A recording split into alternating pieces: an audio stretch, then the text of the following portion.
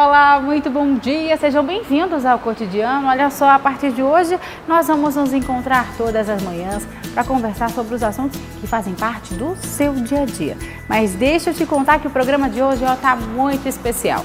Você vai conhecer a história de duas pessoas que resolveram adotar um estilo de vida mais saudável e que eu tenho certeza que vai servir de inspiração para muita gente.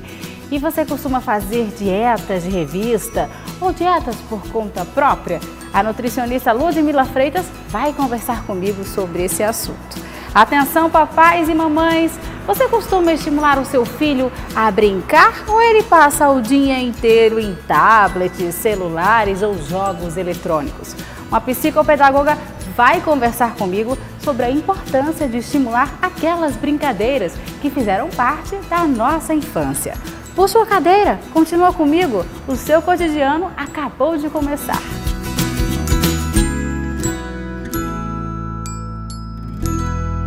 Segunda-feira é sempre o dia de começar ou recomeçar algo, não é verdade? É dia de começar a fazer uma dieta, de voltar a praticar exercícios físicos. Mas olha só, agora eu vou te mostrar a história de duas pessoas que resolveram mudar radicalmente de vida e que acrescentaram ao vocabulário uma palavrinha chamada foco. Todos os dias, Alexandre acorda 1 hora mais cedo para preparar o cardápio do dia. Apesar de ser vegetariano, ele não conseguia ter uma alimentação tão saudável e estava 15 quilos acima do peso. Foi quando tomou a decisão de mudar radicalmente, não pela estética, mas pela saúde. Eu não comia com um intervalo certo de tempo, assim, de 3 em 3 horas para poder melhorar o metabolismo. Comia muita besteira, comia fora de hora pré-determinada, era uma bagunça. Aí depois que eu comecei a dieta, já deu para organizar tudo direitinho dentro de um espaço de tempo hábil, que dá para resolver as coisas do dia a dia e também se alimentar bem. Eu quero não só perder a quantidade de peso que eu estava precisando perder, como mantê-lo. E é uma coisa que termina virando uma rotina, um hábito que faz bem. A decisão de mudar os hábitos e ter uma vida mais saudável até que é fácil. Difícil é manter o foco e dar continuidade ao novo estilo de vida diante de tantas tentações. E quando acontecem essas coisas, a gente tem que se apegar àquilo que realmente está querendo. Marcele é um exemplo do quanto é importante manter o foco e driblar as dificuldades. Em 1 ano, ela perdeu 50 quilos e ganhou novos hábitos que ela mantém até hoje. Como a questão era de saúde, assim, eu me vi no fim da linha, que eu ou me motivava, então a questão de foco estava muito presente na minha cabeça, então não foi nem uma dificuldade, entendeu? Porque eu estava tão, assim, determinada de fato, que não tinha obstáculo que chegasse assim, mas que alguém chegasse mostrando alguma comida ou não. Mas aí aquilo ali não me desviava do foco, entendeu? Não chegava a ser uma dificuldade. Então hoje eu continuo na mesma batalha. Lógico que a minha dificuldade agora não é perder os 50, que graças a Deus eu não recuperei os 50 quilos.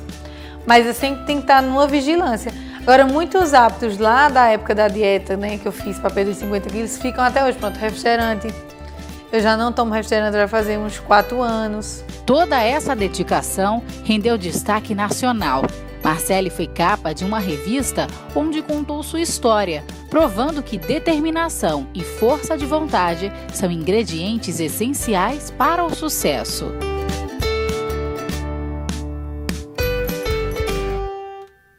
Hoje em dia todo mundo busca ter uma alimentação saudável, não é isso, gente? Mas como será que a gente pode fazer uma dieta? Será que a gente deve fazer por conta própria, seguir aquelas de revista ou procurar uma nutricionista? Olha, quem está aqui comigo hoje é a minha querida amiga nutricionista, Ludmila Freitas. Prazer. Seja muito bem-vinda aqui à nossa casa. E hoje nós vamos esclarecer essas dúvidas que eu acho que passam na cabeça de todo mundo. E eu acho que a maioria das pessoas que está assistindo a gente agora, Ludmila, faz dieta por conta própria. Mas vamos falar os riscos de fazer essa dieta. Isso a gente sabe que realmente a informação hoje tem chegam de forma muito simplificada para algumas pessoas. E a gente sabe que, se tratando de saúde, a gente precisa ter bastante cuidado, né? Qualquer detalhe que a gente possa fazer de errado pode trazer um malefício à saúde. E aquele alimento que é bom para uma pessoa, ele deixa de ser para outra. Então a gente tem que respeitar a individualidade de cada um. Vamos então para a nossa interação aqui com os nossos queridos telespectadores, que eles sempre deixam recadinhos para a gente lá na nossa página, lá na internet. Vamos para a primeira pergunta aqui, que é a da nossa querida, deixa eu dar uma olhada aqui, a pergunta da nossa querida Ria Oliveira. Olha só, ela falou para mim que acha difícil fazer dieta, que já fez muitas e que consegue, depois de tudo isso, ela deixa por água abaixo. Já passou por nutricionistas, resolve, depois ela volta tudinho. É uma fome sem fim que ela sente, viu, Ludmila? E agora, aos 38 anos, ela vê que está cada vez mais difícil resolver essa balança. É um sofrimento. Vamos ajudar a nossa Ria. Pois é, Ria. Então, a gente precisa entender que a primeira coisa é você não encarar como uma dieta para um momento, né? E sim como uma reeducação, uma dieta que tem que ser feita para o resto da vida.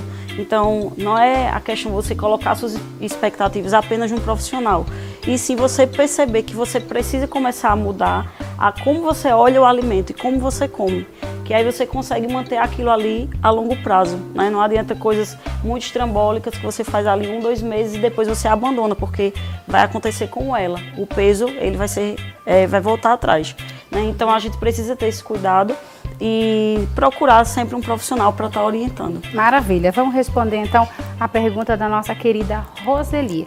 Olha só, ela disse que particularmente não consegue ver uma revista, que ela vai logo na receita e vai fazendo. Ou seja, a Roseli, ela é adepta àquelas dietas de revista. É perigoso, né, Ludmila? Demais, até porque assim, a gente sabe que a dieta de revista, ela muitas vezes não tem alguma pesquisa científica feita por trás e também não respeita a individualidade de cada pessoa.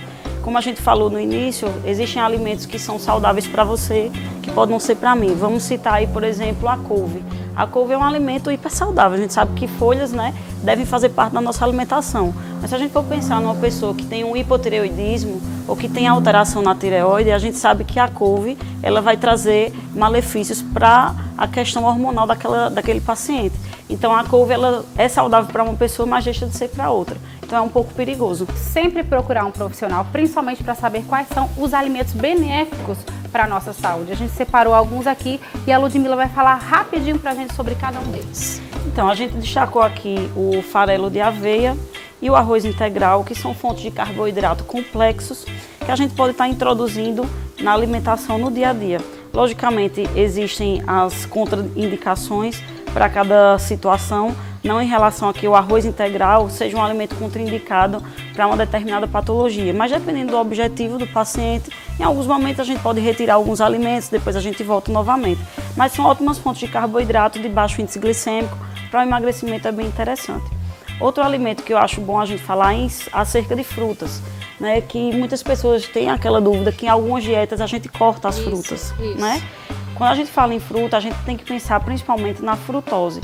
Logicamente, a frutose da fruta é diferente da frutose, o xarope de frutose, que é utilizado pela indústria, que é um xarope modificado. Sendo que quando a gente pensa em frutose, a gente tem que pensar, algumas frutas ela tem um índice glicêmico um pouco mais alto. Quando se fala em emagrecimento, a gente tem que estimular o mínimo possível a insulina. Os carboidratos de alto índice glicêmico estimulam a insulina, isso faz com que a gente ou acumule mais gordura ou reduza a velocidade de mobilização dessa gordura. Então, em alguns momentos, a gente faz a retirada ou para diminuir a insulina ou por algum outro motivo e a gente vai introduzindo aos poucos. Mas é bem interessante a utilização de frutas, principalmente frutas do que suco, né? Porque quando você consome a fruta, você também está consumindo as fibras. Quando você toma o suco, geralmente a gente não deixa de coar o suco, sempre coa. Então você está praticamente tomando só a frutose daquela fruta. Aí você retira a fibra e toma apenas a parte do açúcar da fruta. Então é mais interessante consumir a fruta do que propriamente tomar o suco. E temos também o peixe, que no caso é uma proteína muito bacana. É indicado sempre as carnes brancas, não é isso? Isso, dá preferência sempre ao peixe e ao frango, com mais frequência na semana. Mas não é necessário fazer a retirada da carne vermelha. Acho muito importante, pelo menos 2 vezes por semana, a gente consumir, lógico, uma carne vermelha mais magra, mas é importante principalmente pela questão do ferro, né, da alimentação. O ferro da carne, ele é um ferro M, ele é 100% absorvido pelo organismo. Quando a gente fala do ferro que vem, por exemplo, no feijão, ele é um ferro não M, é um ferro que ele não é 100% absorvido. Então, até quando a gente fala em anemia, a carne vermelha ela é mais interessante para ser consumida do que propriamente só o feijão. Ô, Ludmila, obrigada por tirar as dúvidas dos nossos queridos telespectadores. Eu tenho certeza que eles adoraram e vão seguir uma dieta saudável e com acompanhamento de um profissional, que é muito importante. Olha, ela vai estar sempre aqui, viu? Esclarecendo as suas dúvidas e, claro, ensinando umas receitinhas fit, ó, maravilhosas. Obrigada, meu amor. Até a próxima, a gente se vê. Obrigada. E olha só, eu vou para um rápido intervalo, mas não espera aí, eu volto rapidinho. De volta com o seu cotidiano e vamos falar agora sobre brincadeira de criança. Você que é papai, você que é mamãe, você costuma brincar com seu filho com aquelas brincadeiras de antigamente? Ou ele fica o dia inteiro no tablet, no celular ou no computador e nos jogos eletrônicos? Atenção, papais e mamães, essas brincadeiras são muito importantes porque desenvolvem o físico e o mental da criança. Mas e como estimular essas brincadeiras? Acompanhe aí na reportagem.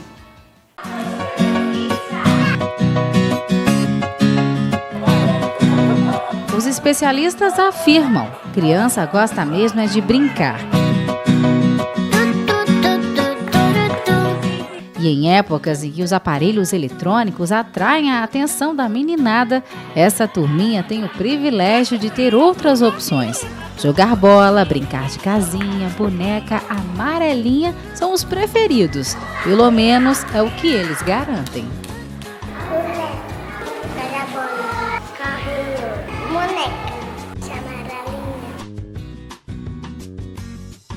Neste hotelzinho, durante as brincadeiras, também são inseridas atividades pedagógicas. Com isso, a criançada aprende atividades de português e matemática brincando. Dentro da nossa perspectiva, nós trabalhamos com o lúdico e aí o nosso maior objetivo é fazer com que as crianças elas aprendam brincando. Então, dentro das atividades, nós trabalhamos todo o contexto de conteúdos programáticos, de educação física, de língua portuguesa, de matemática, mas dentro das brincadeiras. Então, nós unimos o útil ao agradável. Então, as crianças elas acabam aprendendo, mesmo sem perceber que estão ali tendo as aulinhas.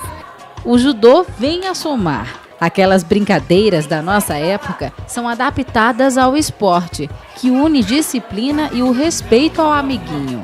O judô em si, o cunho dele, muitos pensam que é aprender a lutar, mas o cunho principal do judô, o objetivo principal do judô é a disciplina, é trabalhar o corpo e a mente. E nessa idade inicial, nós trabalhamos tudo isso, mas de forma totalmente lúdica. E fica a dica para os papais. Criança gosta mesmo de ser criança.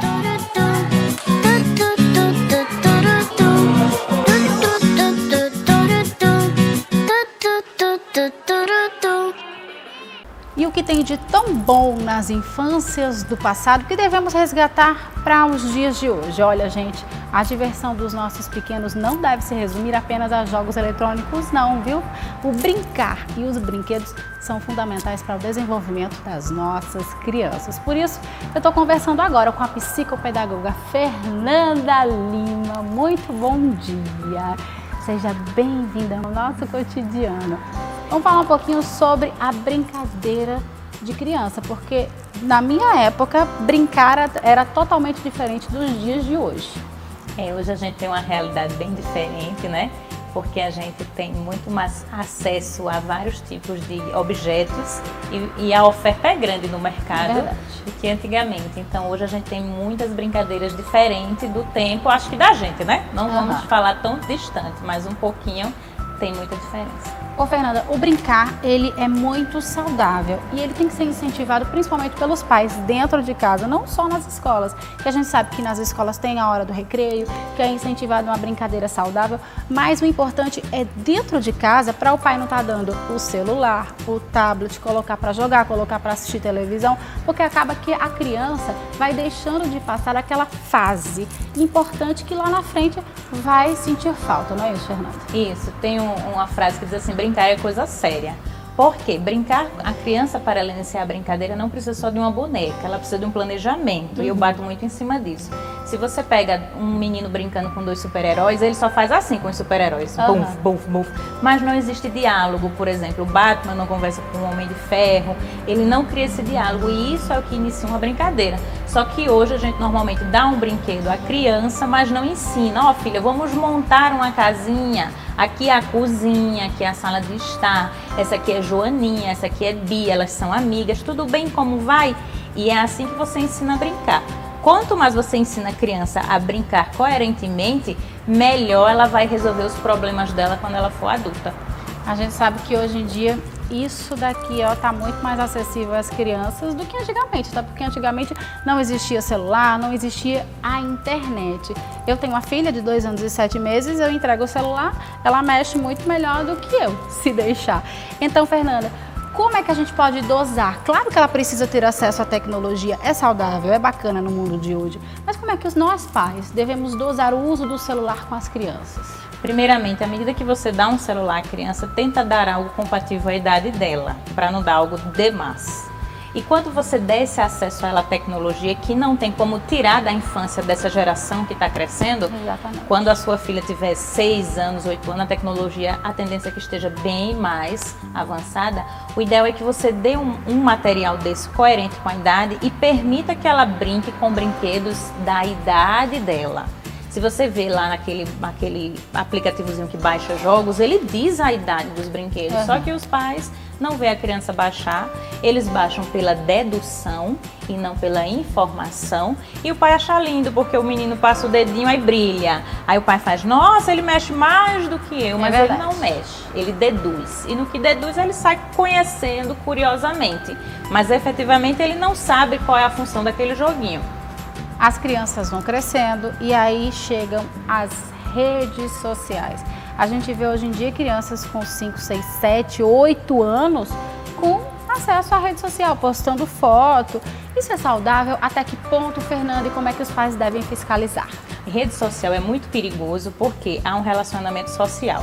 Se você não sabe estabelecer um relacionamento social com seu filho, mostrando a ele como é ser amigo da outra, ser fiel à amizade, na rede social não vai ser tão saudável a relação deles. Normalmente, entre os adolescentes, tem muita briga nas redes sociais. Se você verificar, é uma criança que nunca brincou, que foi dado a ela muitas ferramentas dessas que é muito mais rápido do que o diálogo, e aí ela deturpa aquele objetivo da rede social. Aí acontece, muitos adolescentes têm casos gravíssimos de depressões por conta das redes sociais. A Clécia deixou um recadinho lá na nossa página, na rede social.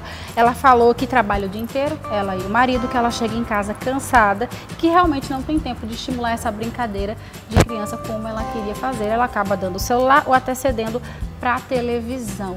Ela quer um conselho e o que ela deve fazer, como é que ela deve brincar com a criança em casa sem se cansar tanto. Difícil, hein, Clécia?